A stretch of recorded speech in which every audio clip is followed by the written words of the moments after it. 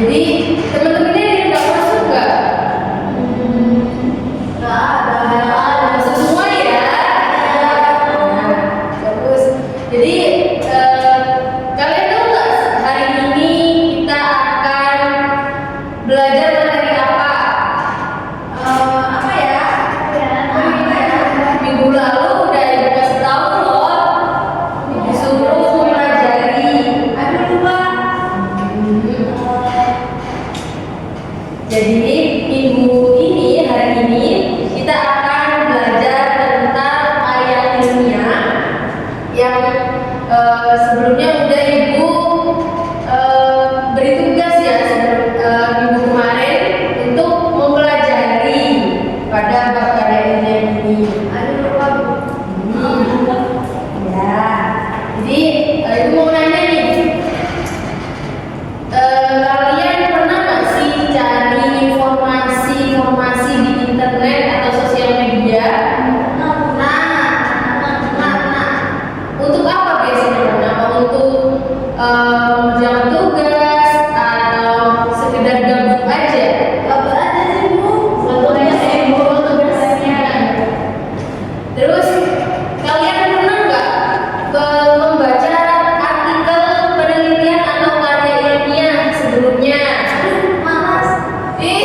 Kok malas? Belum ada yang pernah membaca artikel penelitian? Jadi nggak ada yang tahu apa itu artikel penelitian? Hanya tahu sedikit saja bu. Jadi menurut Rona, apa nih artikel penelitian?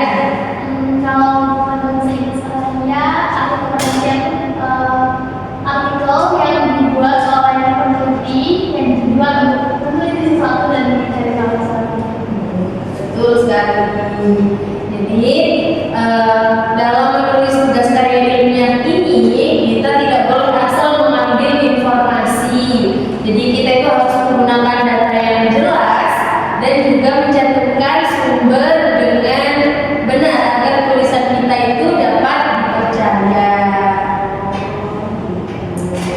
Ya, jadi untuk materi hari ini kita akan membahas karya ilmiah dan nanti akan ada strukturnya dan tujuannya itu tujuan dari mempelajari karya ilmiah ini agar kalian mampu memahami struktur dalam teks karya ilmiah. Kalian juga dapat menulis berdasarkan data dan fakta, melakukan sitasi dengan benar, serta menyusun argumen akademis yang logis dan juga sistematis.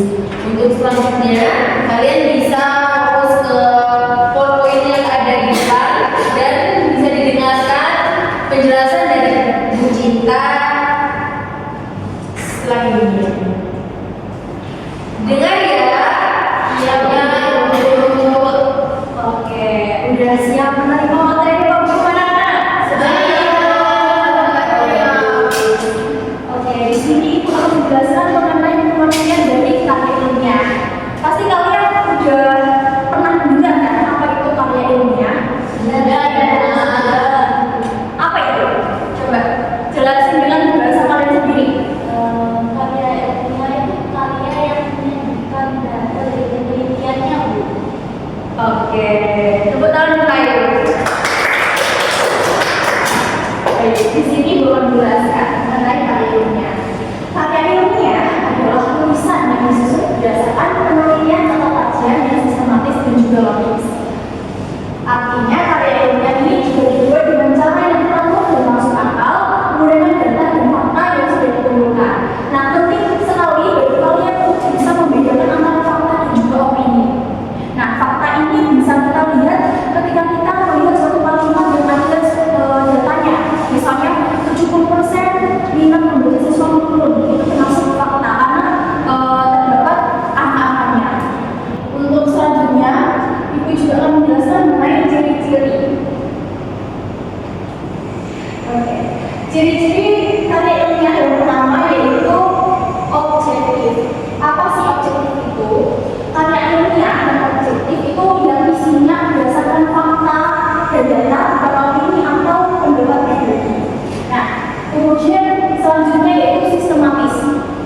disusun dengan teknologi, soal pendahuluan, isi, dan juga kesimpulan. Nah, selanjutnya ada juga itu analitis, menggunakan analisis atau pemikiran kritis terhadap data yang ada padanya melalui informasi. Jadi pemikiran kritis kalian itu sangat diperlukan dalam pembuatan karya ilmiah tersebut. Nah, selanjutnya yaitu bersifat umum. Informasi yang diberikan dapat diterima dan dipahami oleh banyak orang, bukan khusus atau rahasia. Nah, jadi di sini kita terbuka saja secara transparan untuk membuat karya ilmiah ini. Tidak ada rahasiaan. Nah, itu mungkin dari penjelasan itu ada yang bertanya kok?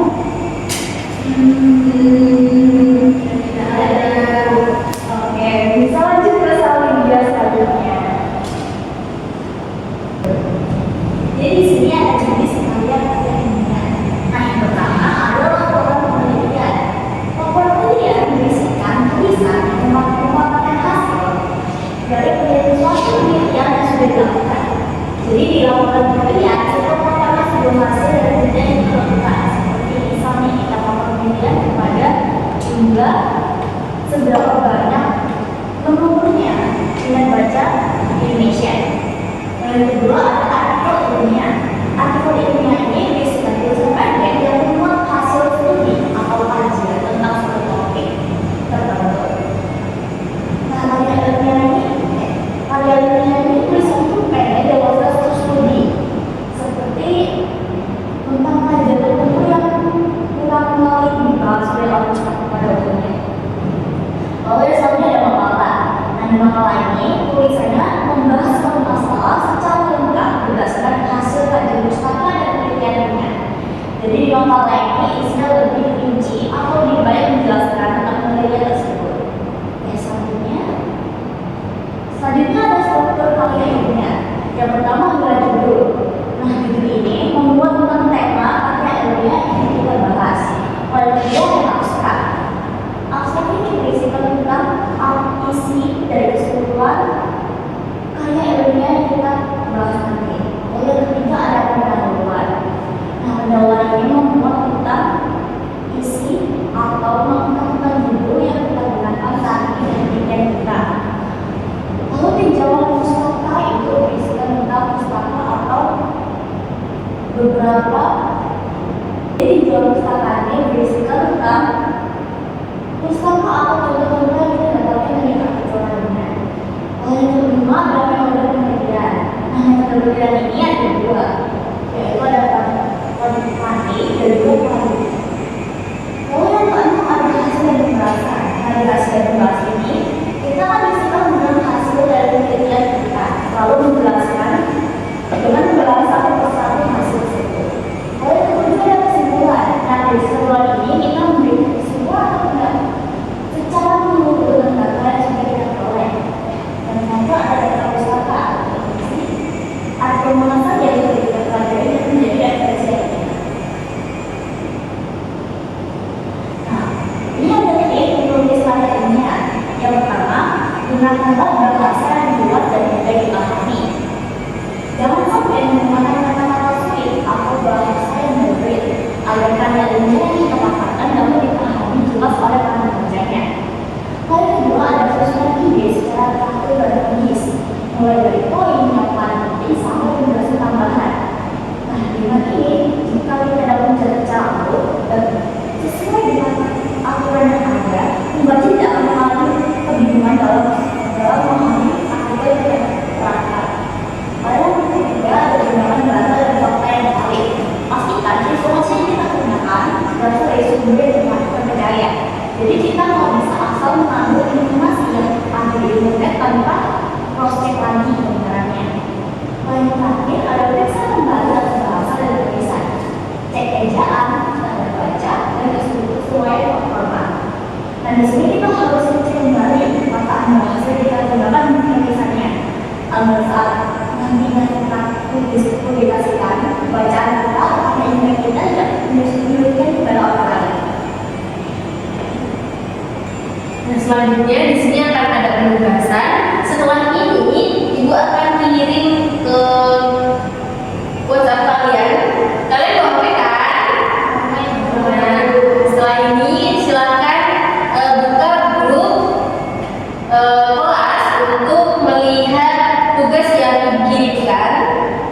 nanti tugasnya itu gimana sih? Jadi tugasnya itu akan ada beberapa paragraf, jadi langsung bukain aja ya.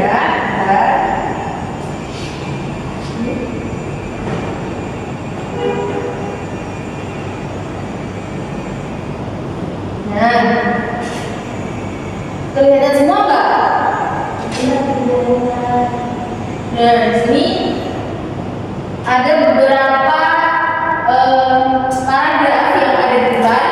Jadi tugas kalian menentukan di paragraf pertama itu termasuk apa sih? Ingat gak strukturnya tadi ada apa aja? Coba struktur pertama.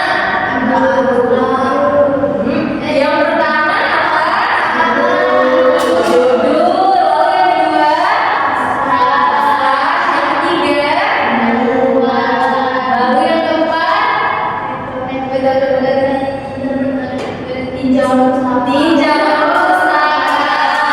Lalu yang kelima metode. Lalu selanjutnya ketujuh kesimpulan. Dan yang terakhir pustaka. Nah, di sini kalian juga bisa lihat di grup yang udah saya share itu di sini ada 8 paragraf atau 8 paragraf. Jadi tugas kalian menentukan paragraf pertama itu masuk struktur apa sih? Apakah pendahuluan, apakah abstrak, apakah judul. Lalu yang kedua itu termasuk apa? Apakah yang paragraf kedua yang judul? Paham nggak? Apakah ada yang mau ditanyakan ke tugas? Jadi ibu beri waktu 10 menit untuk mengerjakan, untuk menentukan apakah cukup. Cukup ya. Jadi silakan dikerjakan, ditentukan terlebih dahulu. Nanti ibu akan tunjuk satu anak untuk maju menuliskan jawaban kalian itu. Paragraf pertama termasuk apa, paragraf kedua apa, ketiga apa, sampai paragraf ke-8. Nah, jadi anak-anak kan ini udah 10 menit lebih nih, berarti udah waktunya teman-teman maju untuk menjawab di depan, menuliskan jawaban kalian ya. Ibu akan tunjuk Sofia. Silakan maju untuk menuliskan jawaban kamu. Ini nulis semuanya kan Bu? Iya dong. Semuanya 1 sampai 8 dong. Semangat Sofia. Ini apa ya tadi? Yo, bentar ibu bukain lagi. Nah, minat baca merupakan salah satu faktor. Lalu bagian kedua.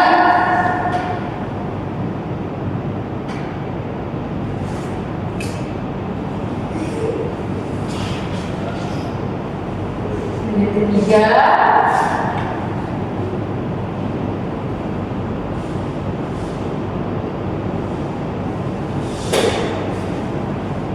Bagian itu.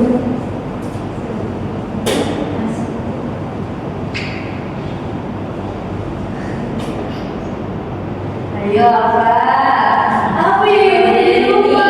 Dibaca lagi hasil penelitian yang kita coba. Oh iya.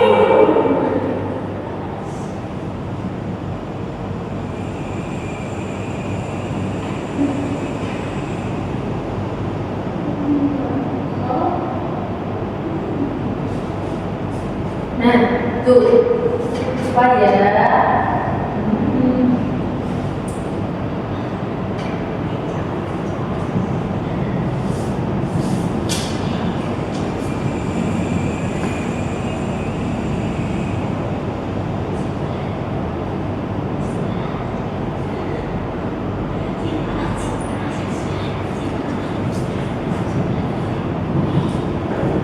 teman-temannya membantu ya ini. Enggak, ini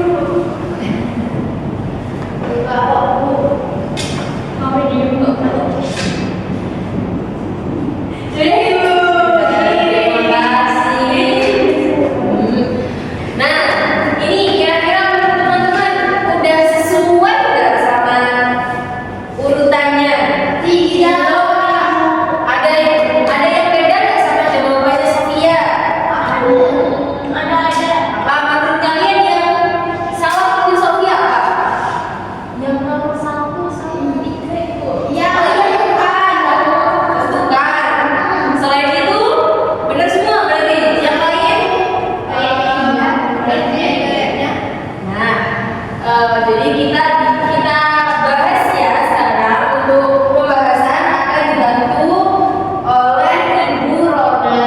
Ibu Rona bisa dibantu menjelaskan kepada anak-anak semuanya.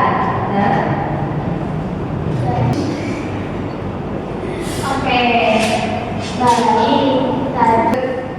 Nah, oke baik. Nah, sekarang izinkan Ibu membetulkan nih jawaban yang tadi sudah disampaikan oleh Sofia di depan. Nah, menurut Sofia, di paragraf yang pertama yaitu abstrak, lalu yang kedua yaitu pustaka, kemudian yang ketiga pendahuluan, terus dilanjutkan hasil dan pembahasan, judul, tinjauan pustaka, kesimpulan, bagian terakhir metode penelitian. Nah, izinkan Ibu untuk menuliskan jawaban yang sebetulnya. Ada yang tentukan nih pada paragraf pertama dengan paragraf ketiga. Seharusnya paragraf yang pertama adalah pendahuluan, dan yang paragraf ketiga adalah abstrak. Mengapa begitu? Karena bisa dilihat di sini pada paragraf pertama yaitu ini berisi pendahuluan dari seluruh artikel ilmiah yang ada di sini. Kemudian mengapa paragraf ketiga seharusnya abstrak? Karena bisa dilihat di sini pada paragraf ini itu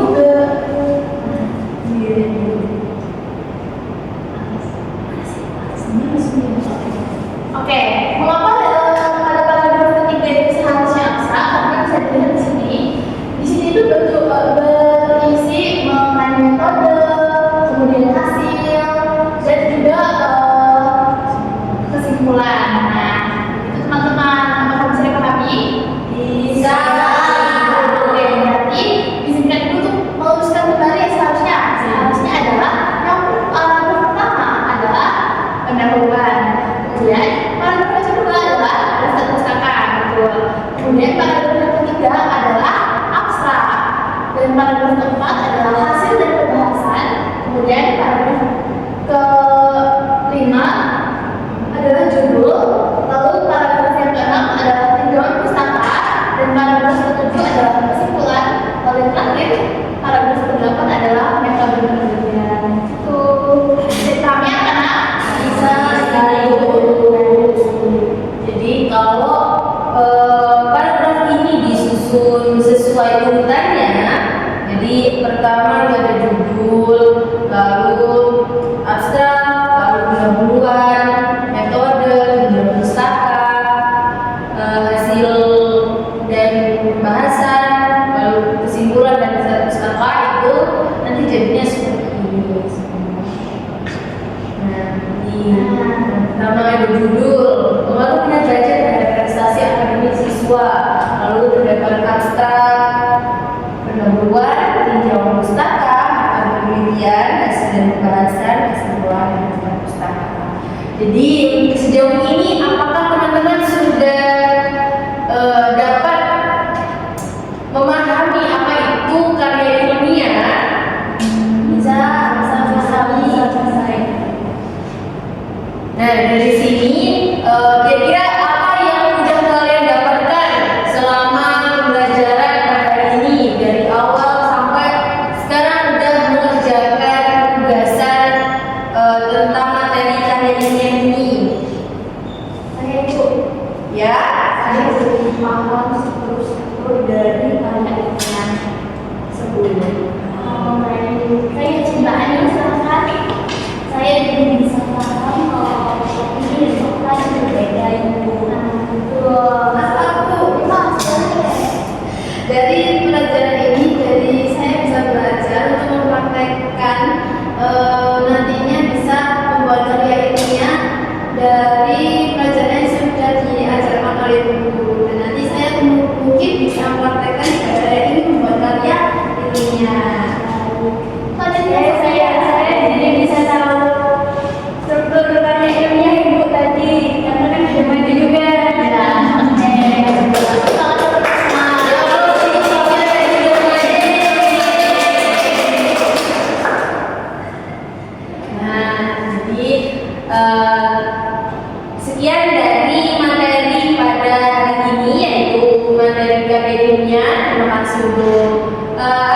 semua yang udah hadir, semoga tetap sehat ya, dijaga kesehatannya